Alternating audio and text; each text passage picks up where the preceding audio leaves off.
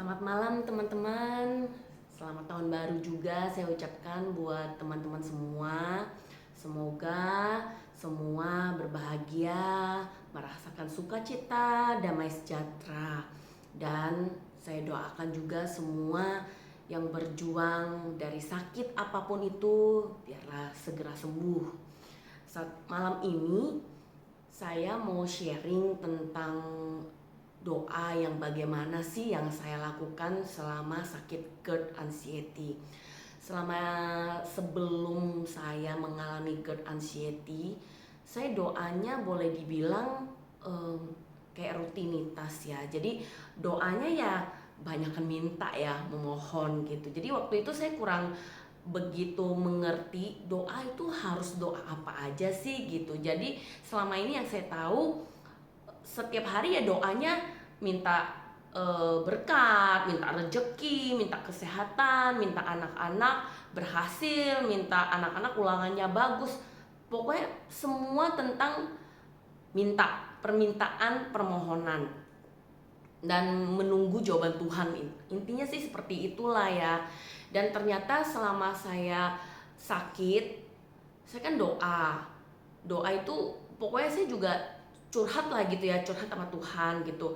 Karena terus terang kita mengalami GERD anxiety ini nggak semua orang bisa mengerti kita, terutama orang-orang yang dekat dengan kita seperti keluarga yang satu rumah dengan kita. Nggak semua orang bisa ngertiin kita. Kenapa? Kita kan punya kecemasan yang normal, orang mengerti, memahami gitu ya. Oh, saya takut ini nih, besok saya ulangan misalnya, atau besok saya ada ketemu orang nih, gimana nih presentasi dan bla bla bla. Itu kan suatu kecemasan yang normal ya. Nah, tapi apa yang penderita GERD anxiety alami, rata-rata itu orang nggak bisa memahami karena nggak masuk akal. Saya sendiri aja nggak ngerti dan nggak memahami diri saya sendiri gitu, sampai saya nggak kenal sama diri saya sendiri. Kok saya bisa takut hal-hal yang nggak masuk akal gitu. Misalnya tiba-tiba bisa takut mandi, bisa takut gelap, bisa takut lihat warna merah, bisa tiba-tiba takut dengar orang mati, takut lihat kalau ada yang meninggal di tetangga atau apa, udah panic attack gitu. Kan aneh ya, maksudnya nggak wajar gitu loh. Jadi gimana orang saudara atau keluarga kita yang nggak alami, wah dia mikir kita mungkin aneh gitu. Kita sendiri aja mungkin merasa kita sendiri aneh gitu kan. Jadi itu dia. Jadi saya nggak bisa banyak cerita ke keluarga.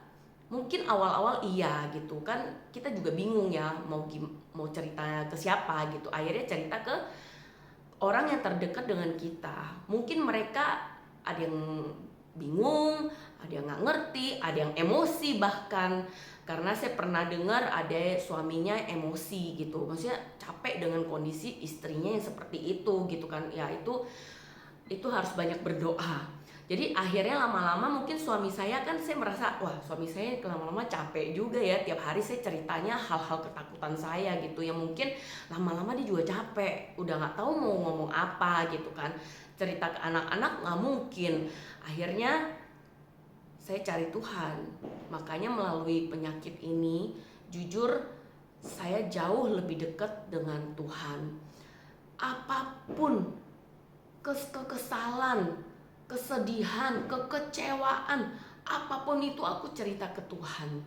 Jadi tiap kali saya nggak bisa tidur, bahkan di jam-jam pagi sampai sore yang bukan jam tidur pun, itu aku bisa ngobrol sama Tuhan, itu nggak berhenti. Mulut saya sampai komat kamit gitu, kayak kalau orang normal lihat saya mungkin ini orang gila ya gitu, tiap hari tuh ngomong sendiri. Itu saya ceritain semua kayak ke Tuhan, karena kecemasan itu kan setiap saat ya, setiap menit gitu. Jadi ya udah saya ngomong aja, jadi saya merasa kayak ada temen. Jadi saya curhat ke Tuhan. Awal-awal itu saya curhatnya yang ngeluh gitu. Tuhan, kenapa saya alami ini? Saya padahal bukan orang yang yang jahat gitu ya, yang melakukan dosa yang besar, atau saya meninggalkan Tuhan, atau saya yang benar-benar yang menghujat atau menyangkal Tuhan atau apapun deh gitu. Menurut saya memang saya orang berdosa, pasti melakukan dosa, tapi bukan dosa yang sampai membunuh atau yang apa gitu loh. Jadi saya sampai nanya, kenapa harus saya mengalami hal seperti ini gitu. Itu awal gitu. Lama-lama curhat, terus mengeluh, meratapi nasib, menceritakan kesedihan saya, udah tiap hari begitu. Tapi nggak ada sesuatu yang membaikkan. Buat apa gitu. Makin lama saya doa begitu, nangis tiap hari ya percuma juga. Saya mikir, akhirnya saya tanya ke ahli agama ya, sesuai keyakinan kita aja ya, kepercayaan kita carilah. Misalnya kalau yang beragama Kristen Katolik, carilah pendeta gitu, pastor gitu kan. Kalau misalnya yang beragama Islam, kita cari Pak Haji, Bu Haja gitu kan. Jadi ya udah, kita cari aja mereka, tanyakan ke mereka gitu. Nah kebetulan waktu itu saya cari ahli agama sesuai keyakinan saya.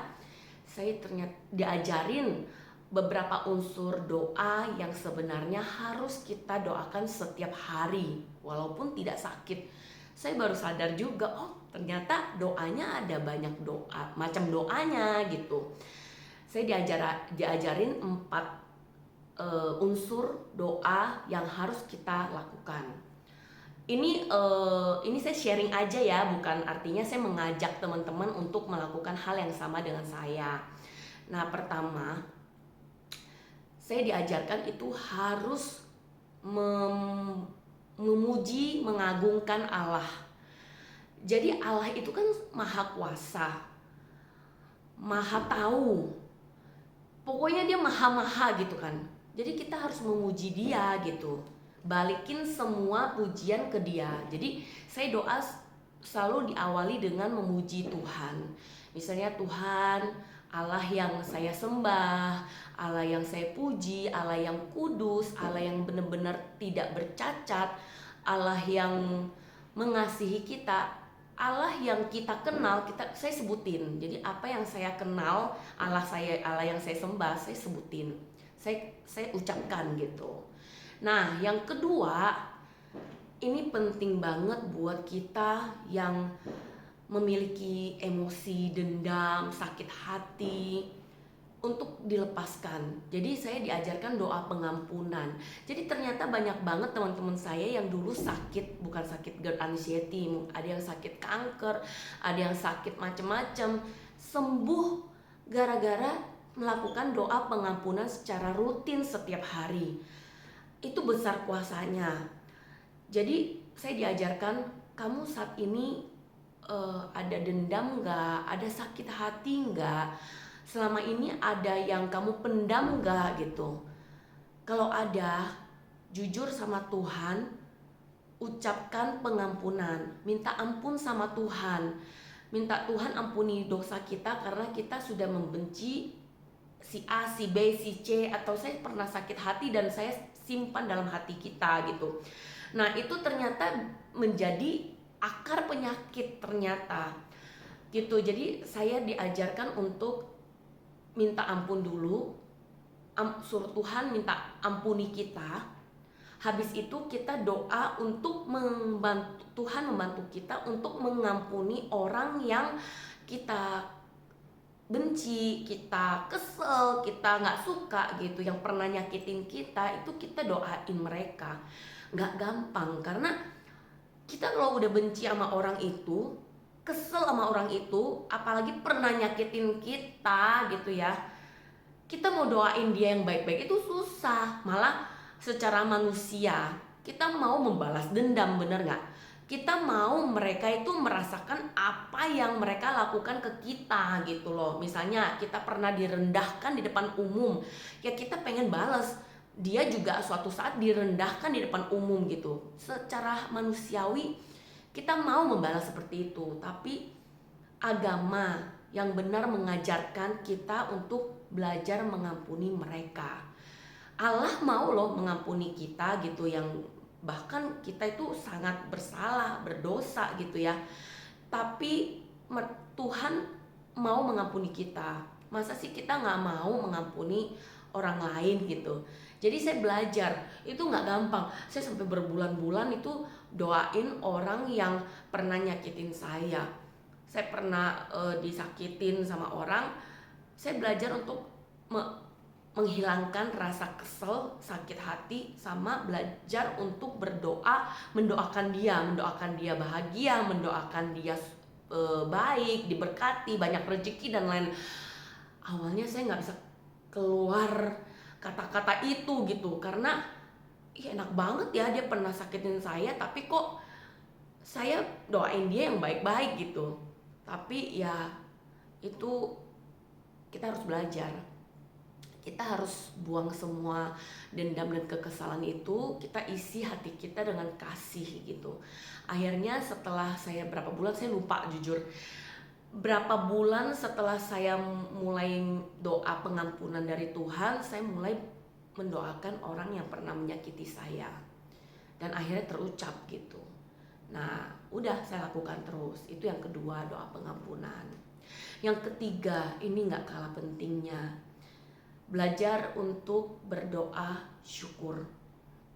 Zaman sebelum saya sakit GERD anxiety, saya jarang banget doa syukur. Saya cuma tahu makasih ya Tuhan gitu doang, makasih doang. Tapi makasih untuk apa? Nggak tahu gitu. Dan selama ini saya taunya itu kalau berkat ya, berkat rezeki itu adalah misalnya kita dapat door prize, kita dapat proyek besar, kita dapat rezeki nomplok, itu berkat. Ternyata saya diajarkan berkat itu bukan semata-mata materi, bukan semata-mata hal yang besar gitu, kamu dapat sesuatu yang besar, bukan. Saya diajarkan ternyata saya bisa nafas, saya dikasih hidup sampai hari ini, itu juga berkat. Banyak orang loh COVID meninggal, atau orang lagi tidur meninggal. Nah kita masih dikasih hidup ya, itu udah berkat. Jadi kita harus wajib mengucap syukur gitu. Terus saya diajarkan juga hal-hal kecil itu adalah berkat. Misalnya kita merasakan sinar matahari, itu juga berkat gitu. Hujan itu juga berkat. Saya misalnya dikasih minum, diambilin minum sama anak kita ya, itu juga berkat ternyata. Kita harus ucap syukur, oh makasih ya Tuhan, saya memiliki anak yang sayang sama saya. Saya dikala saya capek, anak saya bisa memberikan segelas air untuk saya. Itu juga berkat. Saya diajarkan begitu, dan terbukalah mata saya gitu ya.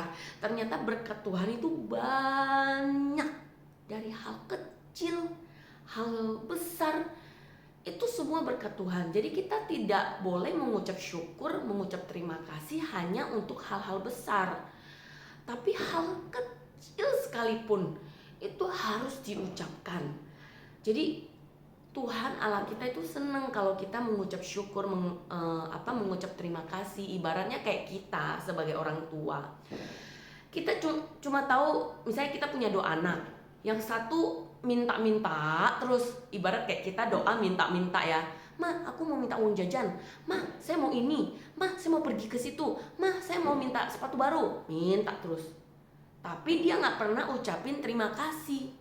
Sedangkan satu anak, kita belum kasih dia apa-apa karena dia nggak pernah minta-minta misalnya, tapi dia selalu bilang makasih ya Ma, udah masakin saya enak banget loh, makasih ya Ma, Mama udah ajarin saya belajar.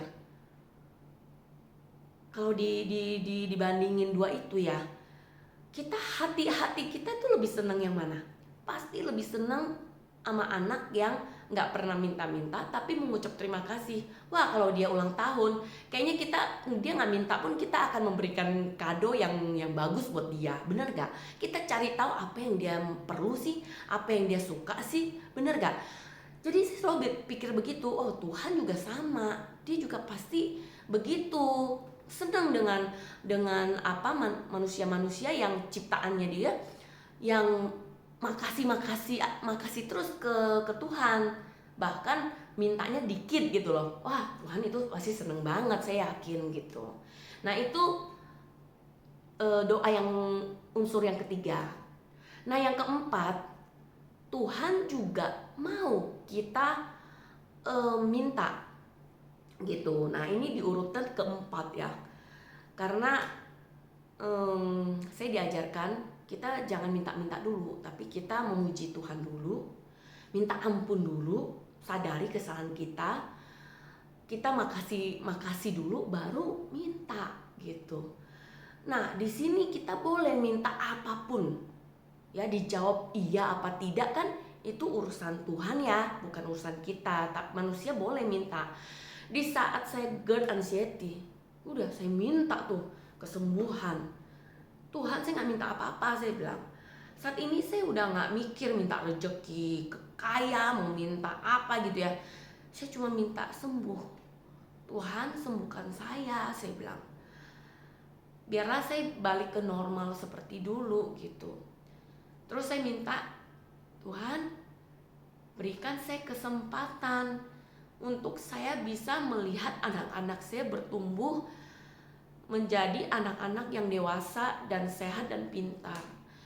Anak saya kan masih kecil, umur 5, tapi waktu saya GERD anxiety itu baru umur berapa ya?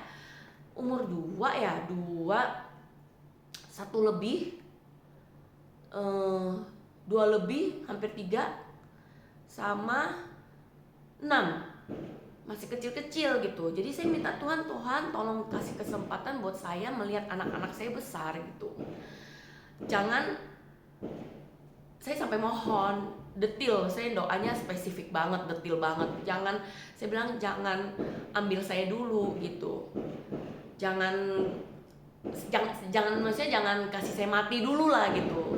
Masih banyak hal yang saya mau kerjakan. Masih banyak mimpi-mimpi yang saya mau wujudkan ke anak-anak dan keluarga saya. Pokoknya saya sebutin detil banget. Saya sembuh, saya mau nggak merasakan debar-debar, saya nggak mau merasakan ketakutan, saya nggak mau merasakan kecemasan, saya nggak mau ada sensasi apapun yang saya saat itu saya rasakan gitu. Saya minta spesifik seperti itu. Jadi itu doa yang diajarkan. Saya lakukan itu setiap pagi.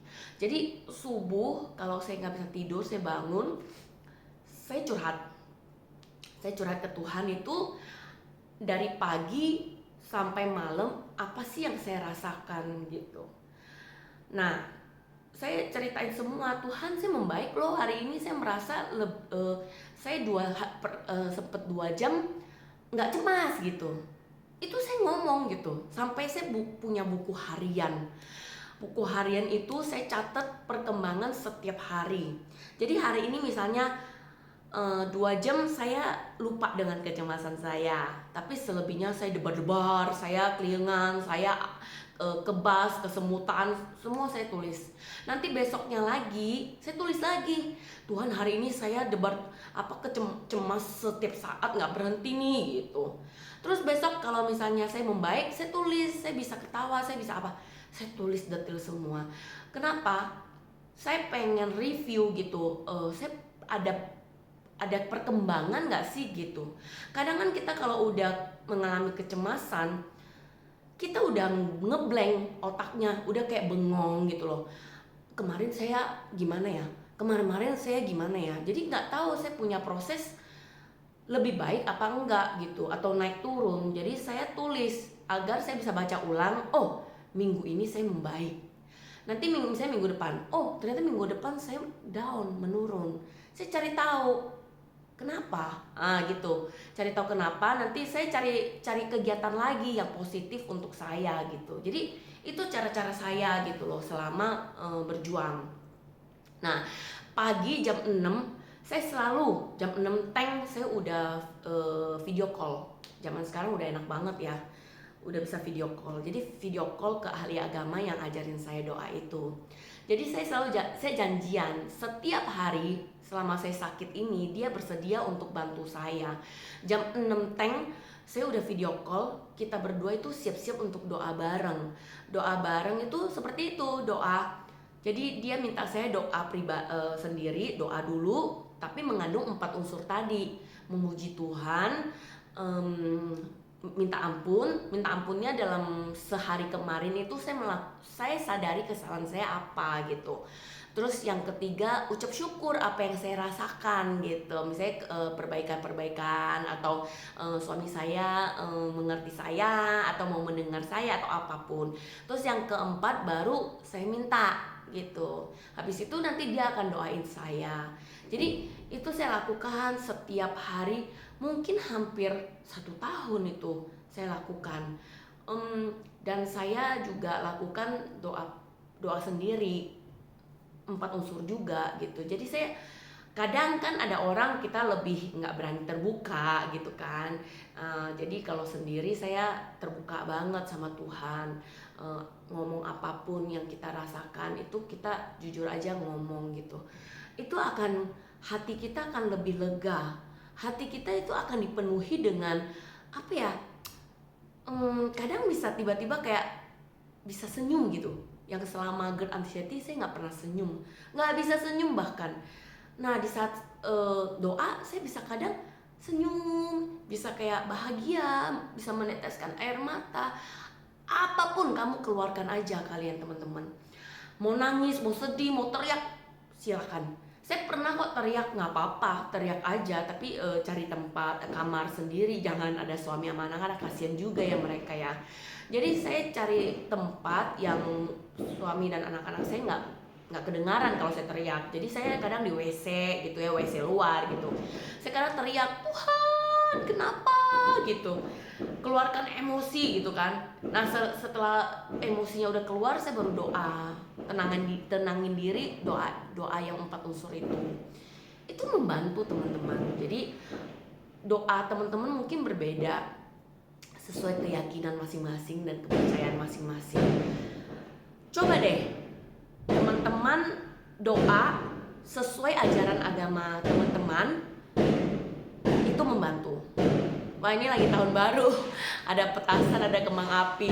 Mudah-mudahan ini kedengaran ya teman-teman. Ini saya belum sempat untuk beli mic yang taruh di sini ya. Jadi mudah-mudahan ini kedengaran. Ya, terus saya mau bacain kalimat-kalimat yang apa ya, ini kayak peribahasa atau kata-kata yang bisa menguatkan teman-teman. Ini saya juga tiap hari baca hal-hal yang positif buat saya. Jadi kayak pikiran kita itu terpenuhi dengan hal-hal yang positif. Nah saya bacain buat teman-teman. Semoga teman-teman juga bisa termotivasi dengan kata-kata positif ini ya. Semua hal yang Tuhan izinkan terjadi di dalam hidupmu, baik besar maupun kecil, pasti membawa kebaikan untuk kamu pada akhirnya. Akan ada kebahagiaan setelah kamu berjuang. Ini saya suka banget dengan kalimat ini. Saya sering baca ulang-ulang gitu ya, saya sampai disimpan. Kenapa? Ini membuat saya itu percaya Tuhan izinkan terjadi di hidup aku, GERD anxiety ini, karena saya yakin nanti akan membawa kebaikan dalam hidup aku gitu. Dan kebahagiaan itu sedang menunggu saya gitu setelah saya berhasil berjuang. Jadi makanya saya punya semangat untuk terus berjuang sampai titik akhir. Karena saya yakin habis itu saya bahagia. Karena saya yakin habis itu ada kebaikan yang datang ke kehidupan saya. Dan itu terjadi setelah saya membaik gitu ya. Aduh, bahagianya luar biasa. Mungkin kita bisa merasakan kebahagiaan yang lebih besar dari sebelum kita mengalami GERD anxiety. Dan ada kebaikan-kebaikan yang terjadi dalam hidup saya. Saya tuh mengalami yang namanya suami saya itu jauh lebih menghargai saya. Kita itu jauh lebih menghargai hidup. Yang dulu kita mikir hidup paling tua baru sakit gitu kan, tua baru mengalami penderitaan gitu. Nah sekarang itu saya mengalami GERD anxiety ini. Sekarang saya ngerti gitu, hidup itu bukan lihat umur, tapi kita harus menghargai setiap saat kita diberikan hidup sama Tuhan.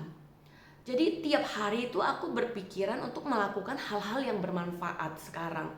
Udah gak mau yang namanya buang-buang waktu. Jadi ada waktu bisa kebersamaan bersama keluarga, saya lakukan. Ada waktu buat saya bisa kerja, menghasilkan, saya lakukan. Ada waktu buat saya berdoa gitu ya, saya lakukan. Ada waktu buat saya bisa merasakan saya berguna buat keluarga saya lakukan. Jadi saya udah gak menunda-nunda hal yang mungkin dulu saya pikir nanti tua aja, bertobat, tidak melakukan dosa, atau saya mau maafin orang-orang yang dulu menyakiti saya, tunggu saya nanti tua aja lah bertobatnya. Dulu pernah berpikiran seperti itu gitu. Sekarang udah enggak. Sekarang sebisa mungkin deh saya lakukan sekarang, jangan ditunda-tunda. Nah itu kita yang ngalamin, yang berjuang itu pasti akan mengalami hal-hal yang baik dalam hidup kita. Percaya deh teman-teman. Semoga video ini membantu teman-teman ya untuk terus berjuang, karena percaya kebahagiaan menanti kita, kebaikan akan datang di kehidupan kita. Amin ya teman-teman. Saya selalu berdoa buat teman-teman tiap hari. Jadi teman-teman juga jangan lupa berdoa untuk kita semua yang mengalami terutama GERD anxiety ini, agar kita sama-sama bisa saling mendoakan, saling menguatkan. Terima kasih banget buat teman-teman yang udah sharing ya di komen. Saya seneng banget loh, teman-teman itu ternyata berjuang gitu, berjuang banget, sama ada yang menguatkan teman-teman yang lain. Aduh, saya seneng banget. Jadi ayo kita sama-sama yang udah sembuh, yang membaik, bantu teman-teman yang masih berjuang, yang mungkin ada yang putus asa, terbantu dengan video kita atau komen kita. Itu kita ibaratnya kayak ada pahalanya lah, percayalah gitu. Jadi kita rame-rame yuk melakukan kebaikan buat orang-orang dan buat teman-teman kita yang ada di luar sana ya. Terima kasih teman-teman, selamat malam ya. Sekali lagi selamat tahun baru. Bye.